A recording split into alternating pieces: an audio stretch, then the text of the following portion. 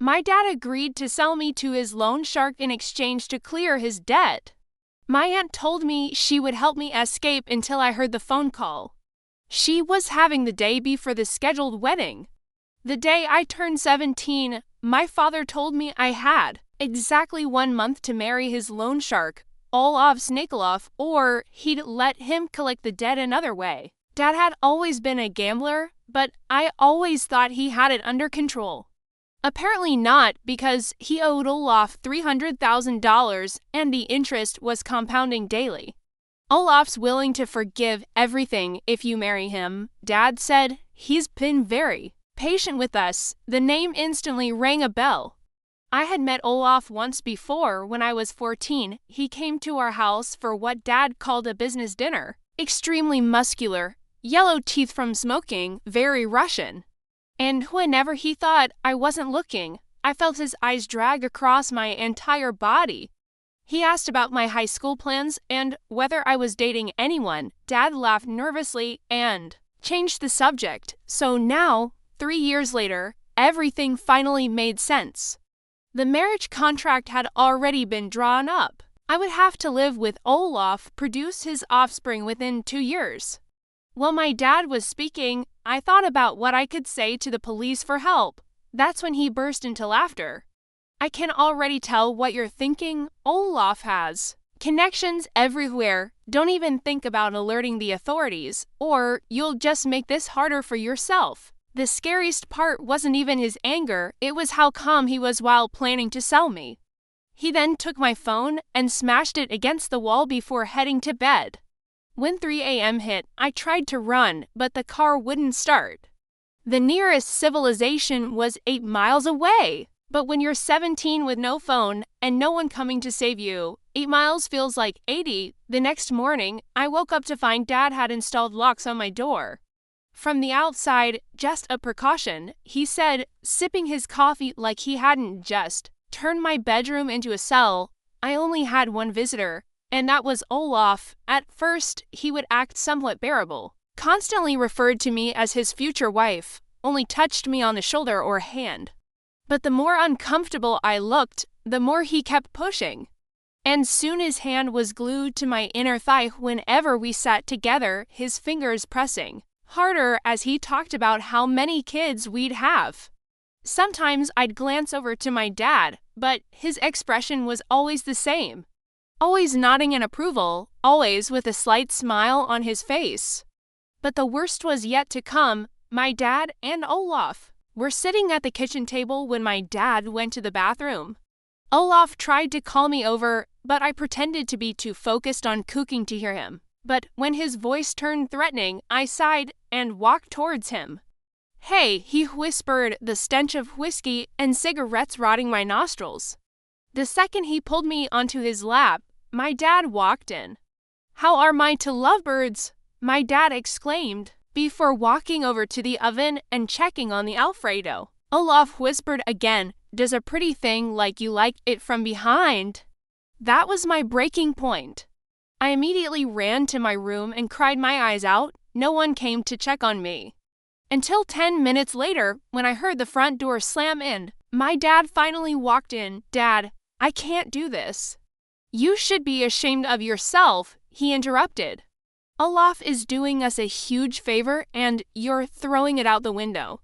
I stared at him in disbelief. "Dad, please don't do this. I'll work 3 jobs. I won't sleep. I'll eat 1 meal a day. Whatever it takes to pay off the debt, just not marriage." "No, my word is final," was all he said, before slamming the door and locking it from the outside. From there I stopped eating, sleeping, showering. It all felt pointless. My head was consumed with desire for my dad to have a heart attack and drop dead. The thoughts made me feel guilty. Then I'd feel anger for feeling guilty. It was a lot, and with 3 weeks left to go until the forced wedding, Aunt Rachel showed up. She was Dad's younger sister who'd moved away years ago after some family drama I never understood. Later that night, she cornered me in the kitchen. "I know what's happening," she whispered. "I've been where you are. My dad tried to sell me off too. When I was your age, my heart nearly stopped. Someone finally understood, Aunt Rachel said she'd been monitoring the situation through cousins and couldn't stand by anymore. She had a plan to get me out. I was terrified of being caught, but more terrified of what would happen if I never tried. Aunt Rachel was everything I needed. She'd sneak me food when Dad started monitoring my meals, and she'd create distractions, so I could have a few minutes alone to breathe. The night before we were supposed to execute our escape plan, I couldn't sleep.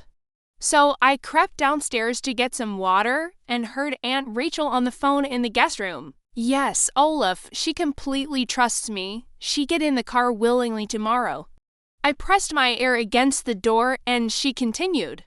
Dad promised me my cut of the trust fund, right? $50,000 like we agreed. My legs nearly gave out. The glass slipped from my hand, but I caught it before it could shatter. And Rachel had been working with them the entire time. The rescue was a trap. The hope was a lie. And tomorrow, instead of freedom, I'd be delivered directly to Olaf. I was truly alone. I backed away from the door, my bare feet silent on the hardwood floor. The cold surface sent shivers up my legs, matching the chill that had settled in my chest. My hand shook so bad I had to set the glass down on the hallway table, watching the water ripple from my trembling. The antique table, one of Mom's favorite pieces, seemed to mock me with its stability. I had to think. I crept back upstairs, my mind racing through possibilities and dead ends. Each step on the old staircase threatened to creak, but I'd learned over the years which spots to avoid. Aunt Rachel was still talking on the phone, her voice carrying through the thin walls with false warmth, making plans for tomorrow's fake escape. I could hear her pacing, the guest room floorboards groaning under her weight. I locked my bedroom door from the inside, the small click feeling both futile and necessary, not that it mattered with the outside locks. The metal was cold under my fingers, a reminder of my prison. Then I sat on my bed, the familiar quilt Mom had made offering no comfort, and tried to process what I just learned. The trust fund, of course. Mom's life insurance had been substantial, but Dad always said it was tied up in legal stuff, bureaucratic red tape that would take years to untangle. Now, I knew why he'd been using it as bait, dangling my inheritance like a carrot to the highest bidder. I grabbed the burner phone Aunt Rachel had given me, its cheap plastic case feeling flimsy in my hands. The irony wasn't lost on me. The very tool of my supposed salvation now revealed as another link in my chains. I scrolled through her texts, looking for anything suspicious. Most were to me, playing the role of concerned and perfectly. How are you holding up, sweetie? And remember, I'm here for you, filled the screen. But there was one number she texted repeatedly. The messages were deleted, but the number was still in the recent contacts, a digital breadcrumb she'd forgotten to sweep away. I waited until I heard her bedroom door close, the sound echoing down the hallway, then dialed the number from my room. My heart pounded as it rang once, twice, before a familiar voice answered. Rachel is late. This better be important. The accent was thick, impatient. Olaf. My stomach dropped. I hung up immediately, my finger fumbling with the end button. My stomach churned, acid rising in my throat. How long had they been planning this? Was anything Aunt Rachel told me true? The story about her own arranged marriage, her tearful confession about understanding my pain, was that real, or just another manipulation designed to make me trust her? I spent the rest of the night planning, sleep, and impossibility. The moon cast shadows through my barred window, creating patterns on the floor that looked like prison stripes. If Aunt Rachel thought I trusted her, I'd use that. I'd play along with the escape plan, let her think I was the naive girl she believed me to be, but I needed evidence first, something concrete that could help me later, something that couldn't be dismissed or explained away. The next morning came too soon. Aunt Rachel knocked on my door early, the sound sharp and businesslike. Dad unlocked it from the outside, the multiple locks clicking open in sequence, and she came in with breakfast, and a warm smile that now made my skin crawl. She'd done her makeup carefully, looking every inch the caring relative. Big day today, she said, setting the tray on my desk with practiced ease.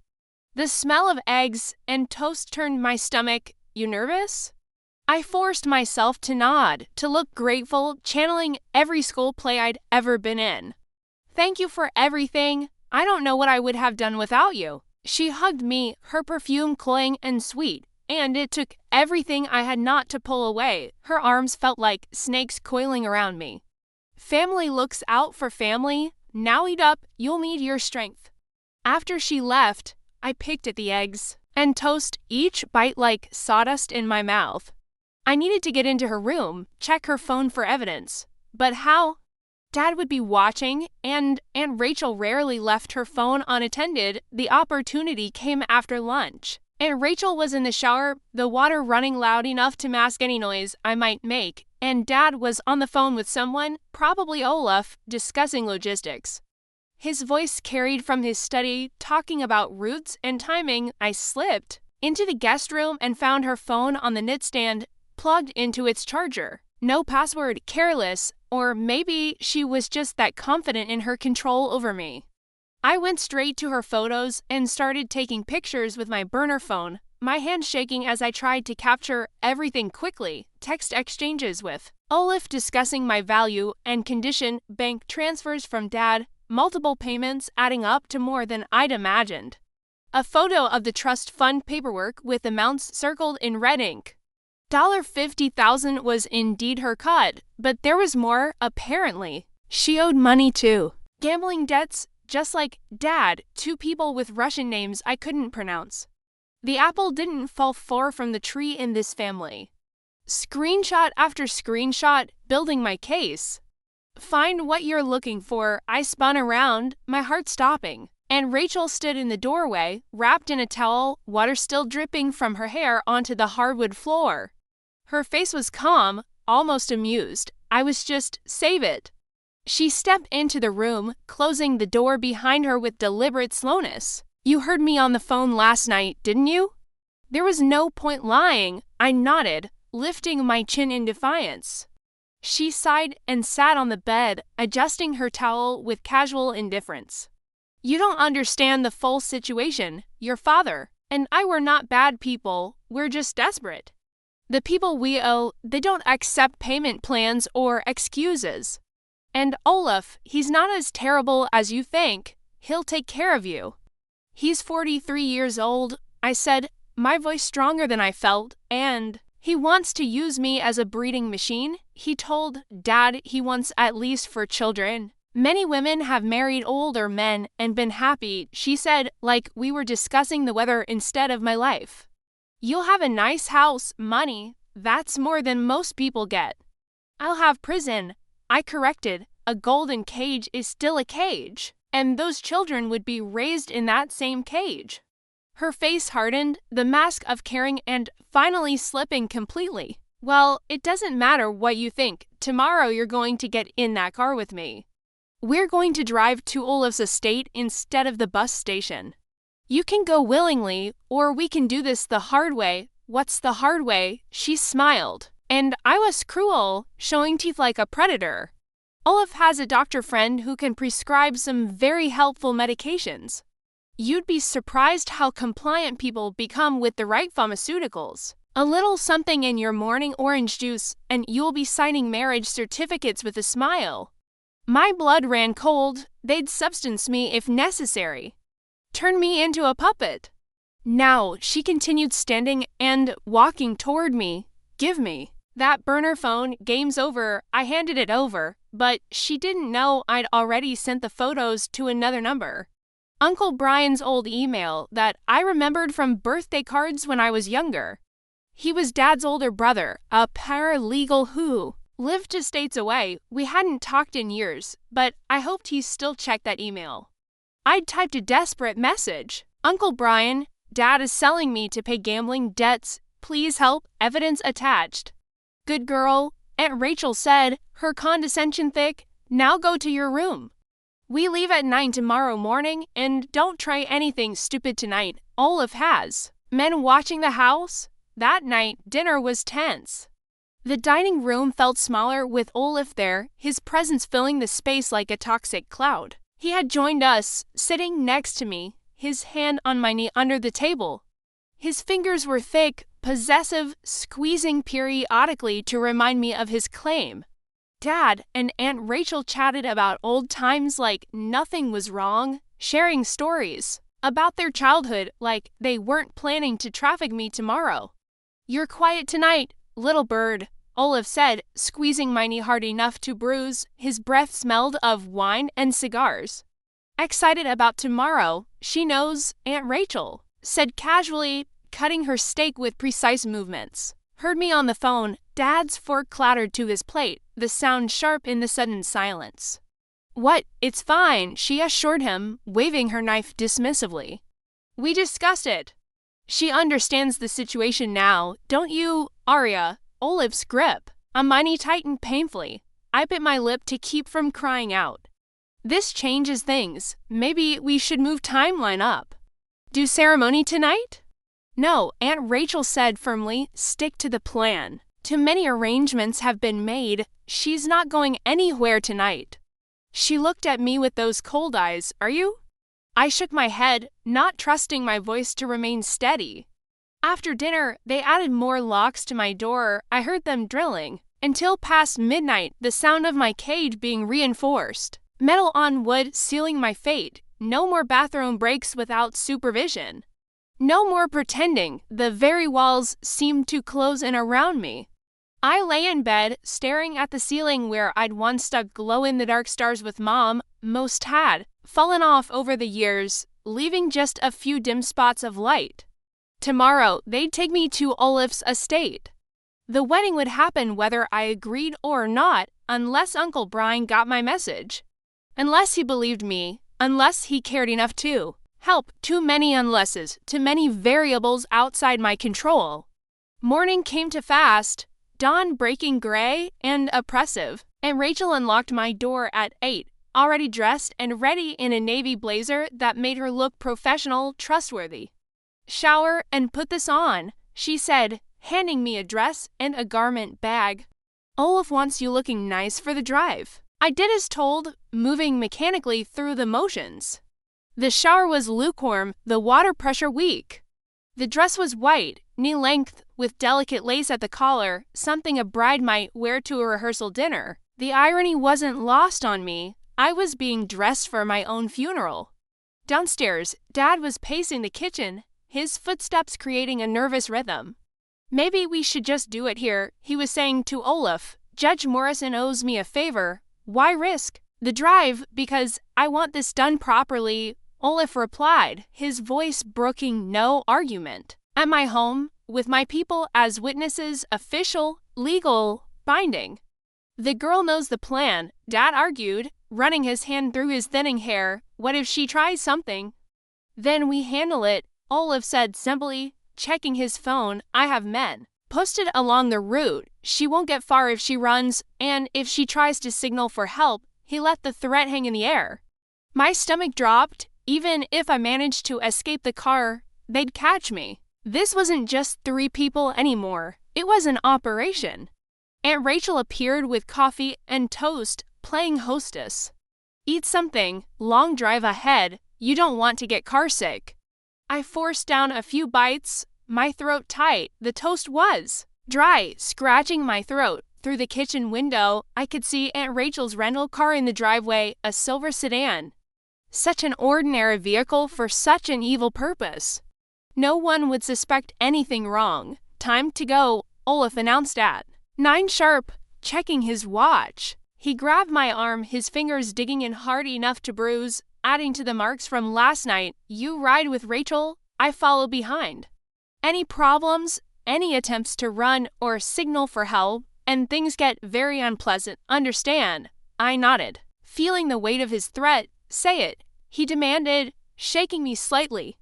"I understand. Good girl." He released my arm and kissed my forehead. His lips were wet, leaving a mark I wanted to scrub off. I fought not to vomit. The walk to the car felt like a funeral march. Each step took me further from any hope of rescue. Dad stood on the porch, watching. No goodbye, no apology, no sign of the father who used to push me on the swings, just that same satisfied smile, already counting his money. and Rachel started the engine while I buckled my seatbelt, the click sounding like a prison door. Olaf's black SUV pulled out behind us as we left the driveway, staying close. I watched my house disappear in the side mirror, the place where Mom had read me bedtime stories, wondering if I'd ever see it again. It's a 2-hour drive, Aunt Rachel said, turning onto the main road. Her hands were steady on the wheel, experienced. We can listen to music if you want. Make this pleasant. I said nothing. Just watch the familiar streets of my neighborhood pass by, the park where Mom used to take me, now empty in the morning light. The library where I'd spent countless afternoons, escaping into other worlds, the life I was leaving behind, possibly. Forever. We'd been driving for 20 minutes when Aunt Rachel's phone rang. She answered on Bluetooth, the car's speakers crackling to life. "Brian," she said, sounding genuinely surprised. "How did you ... Yes, she's with me." "What? No, that's ridiculous. I'm taking her shopping for her wedding." "What email?" My heart raced. Uncle Brian had gotten my message. He'd actually checked that old email address. "Photos? I don't know what you're talking about." Her knuckles whitened. On the steering wheel, her composure cracking. "Brian, you're being paranoid. Dad's debts are his business. I'm just here to support my niece during a difficult time." She listened for a moment, then her face went pale. "You called who? Brian? You shouldn't have done that. You don't understand the situation. These people don't play games." She hung up and immediately called Olaf. "We have a problem." "Brian knows. He's called someone. I don't know who. Maybe police? Maybe FBI." I could hear Olaf swearing in Russian. Through the speaker, a string of words that needed no translation. How does he know? Aunt Rachel's eyes met mine in the rearview mirror, fury burning in them. The little brat sent him photos, evidence, screenshots of everything. "Where are you now?" "Route 47, just past the water tower." "Pull over at the gas station." "Ahead." We transfer her to my vehicle. Now, Aunt Rachel accelerated, her jaw tight. The speedometer climbed past the limit. "You stupid girl. You've just made this so much worse for yourself. You think Olaf was bad before. You haven't seen anything yet." I saw the gas station approaching, its bright signs promising normalcy. My mind raced. Once I was in Olaf's car, my chances dropped to 0. I needed to act now as Aunt Rachel slowed. To turn into the gas station, I unbuckled my seatbelt, the click loud in the tense silence. "Don't even think about it," she warned, reaching for me, but I was already moving. The second she stopped, I threw open the door and ran. The asphalt was rough under my dress shoes, but I didn't care. I heard her screaming behind me, Olaf's SUV door slamming, but I didn't look back. I ran toward the gas station store, hoping for witnesses, for help, for anything. My dress tingled around my legs, slowing me down, but Olaf was faster than his bulk suggested. He caught me before I reached the door, his arm wrapping around my waist and lifting me off the ground like I weighed nothing. "Stupid girl," he hissed. In my ear, his breath hot and sour. "Now you make me angry, you will learn respect." He dragged me back toward his SUV while I kicked and screamed, my voice raw. A few people stared from the pumps, but no one intervened. Just another domestic dispute, not their problem. Someone even looked away deliberately. That's when I heard the sirens. Olaf froze, his grip loosening slightly. 2 police cars were approaching fast, lights flashing red and blue. He dropped me and ran for his vehicle, shouting at Aunt Rachel to move, but more police cars appeared from the other direction, boxing them in. There was no escape. I collapsed on the asphalt, my legs shaking too hard to stand. The rough surface scraped my palms, and an officer approached me carefully. Hands visible, speaking in calm tones. "Are you hurt?" she asked gently. "We got a call about a possible kidnapping in progress. Are you Arya?" I started crying then, really crying, as the adrenaline crashed. My father sold me to pay his debts. They were taking me to force me to marry him. The words tumbled out between sobs. "The officer." helped me to her patrol car while others arrested Olaf and Aunt Rachel. They didn't go quietly. Olaf kept shouting about his lawyers, his connections, how we'd all regret this. Aunt Rachel insisted it was all a misunderstanding, that I was a troubled teen making up stories. At the station, I told them everything about the gambling debts, the forced engagement, the locks on my door. The detective, a woman with kind eyes and gray hair, listened without judgment. I showed them the photos I'd taken of Aunt Rachel's phone. Uncle Brian had driven through the night and was already there with a lawyer friend, looking haggard but determined. "I got your email at midnight," he said, hugging me tight. He smelled like coffee and safety. "I'm so sorry. I should have checked on you after your mom died. I knew my brother had problems, but I never imagined he'd go this far." The lawyer, a woman named Sarah Chen, sat with us. She had a calm presence that made me feel protected. "The evidence is strong. Conspiracy to commit forced marriage, false imprisonment, attempted trafficking. They're going away for a long time." "What about my dad?" I asked. "There's a warrant out for his arrest. They'll find him." They did. 3 hours later, trying to flee to Canada with a suitcase full of cash, turns out he'd been skimming from Olaf for months, planning his own escape once I was married off. The betrayal went even deeper than I'd known. The next few days blurred together, statements, paperwork, court hearings. I learned more about Aunt Rachel's involvement. She hadn't escaped an arranged marriage at all. That was a complete fabrication. She'd lost her inheritance through online gambling, owed money to dangerous people. When she heard about Dad's situation through family gossip, she saw an opportunity. Convince me to trust her, deliver me to Olaf, collect her finder's fee. She'd done this before they discovered. I wasn't her first victim, just her first failure. The trial was swift. Olaf got 15 years for attempted trafficking and conspiracy, and Rachel got 10 years for her role. Dad got 12 years, plus additional time, for the financial crimes they uncovered during the investigation. I lived with Uncle Brian during the trial. His wife, Patricia, was kind but careful around me, like I might break. Their kids, my cousins I'd never met, didn't know what to make of me. I was the girl from the news, the one with the terrible story. "You can stay as long as you need," Uncle Brian assured me. "Through college, whatever you want. This is your home now," but I had other plans. During the investigation, they discovered something interesting. Mom's life insurance policy had a clause. If Dad committed any crime that resulted in my harm, the money went directly to me. All of it, $300,000 plus interest. I used some of it to finish high school through an accelerated program. The rest went into savings for college. I decided to study social work to help other kids trapped in impossible situations. The day I turned 18, I got a letter from Dad in prison.